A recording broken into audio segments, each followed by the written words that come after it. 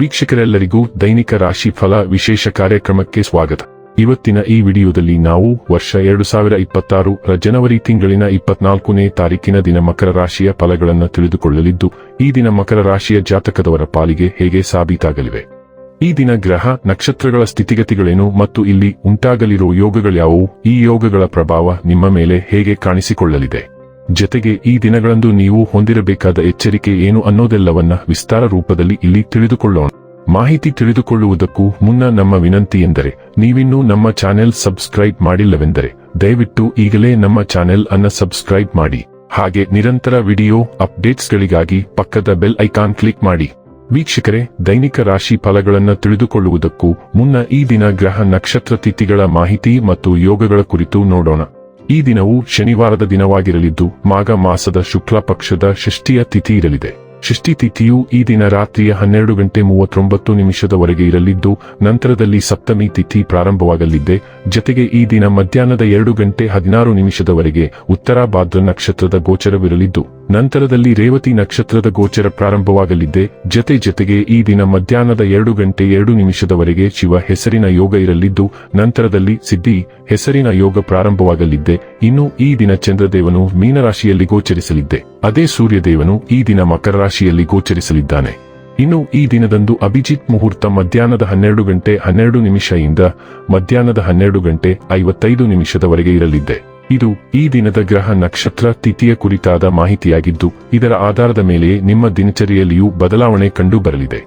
ಇನ್ನು ಈಗ ಈ ದಿನದ ಮಕರ ರಾಶಿಯ ಫಲಗಳ ಕುರಿತು ನೋಡುವುದಾದರೆ, ಇಂದು ನೀವು ಚೈತನ್ಯಯುಕ್ತವಾಗಿರುತ್ತೀರಿ. ನೀವೇನೇ ಮಾಡಿದರೂ ಸಾಮಾನ್ಯವಾಗಿ ನೀವು ತೆಗೆದುಕೊಳ್ಳುವ ಅರ್ಧ ಸಮಯದಲ್ಲಿ ಅದನ್ನು ಮಾಡಲು ನಿಮಗೆ ಸಾಧ್ಯವಾಗುತ್ತದೆ. ವ್ಯಾಪಾರ ಸಾಲಕ್ಕಾಗಿ ನಿಮ್ಮ ಬಳಿ ಬರುವವರನ್ನು ನಿರ್ಲಕ್ಷಿಸಿ. ನಿಮ್ಮ ಅತಿಯಾದ ಜೀವನಶೈಲಿ ಮನೆಯಲ್ಲಿ ಆತಂಕ ಸೃಷ್ಟಿಸಬಹುದು. ಆದ್ದರಿಂದ ತಡರಾತ್ರಿಯನ್ನು ಹಾಗೂ ಇತರ ಮೇಲೆ ಬಹಳ ಖರ್ಚು ಮಾಡುವುದನ್ನು ತಪ್ಪಿಸಿ. ಪ್ರೀತಿ ಪಾತ್ರರು ಇಂದು ನಿಮ್ಮಿಂದ ಏನು ಬೇಕಾದರೂ ಬೇಡಿಕೊಳ್ಳಬಹುದು, ಆದರೆ ನೀವು ಅದನ್ನು ಪೂರೈಸಲು ಸಾಧ್ಯವಾಗುವುದಿಲ್ಲ. ಇದರಿಂದಾಗಿ ನಿಮ್ಮ ಪ್ರೀತಿ ಪಾತ್ರರು ನಿಮ್ಮ ಮೇಲೆ ಕೋಪಗೊಳ್ಳಬಹುದು.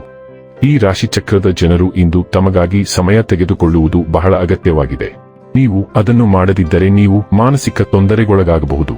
ಇಂದು ನೀವು ನಿಮ್ಮ ಸಂಗಾತಿಯ ಜೊತೆಗೆ ಒಂದು ಸಂತೋಷಕರ ಮಾತುಕತೆಯನ್ನು ಹೊಂದುತ್ತೀರಿ ಮತ್ತು ನೀವು ಪರಸ್ಪರರನ್ನು ಎಷ್ಟು ಪ್ರೀತಿಸುತ್ತೀರಿ ಎಂದು ಅರಿತುಕೊಳ್ಳುತ್ತೀರಿ. ಇಂದಿನ ದಿನ ಸಂಬಂಧಿಕರೊಂದಿಗೆ ಭೇಟಿ ಮಾಡಿ ನೀವು ಸಾಮಾಜಿಕ ಕಟ್ಟುಪಾಡುಗಳನ್ನು ಪೂರೈಸಬಹುದು. ಇಂದು ಭಾವನಾತ್ಮಕವಾಗಿ ಪ್ರಮುಖವಾದ 2 ಮಾರ್ಗಗಳ ನಡುವೆ ಕಠಿಣ ಆಯ್ಕೆ ಎದುರಾಗಬಹುದು.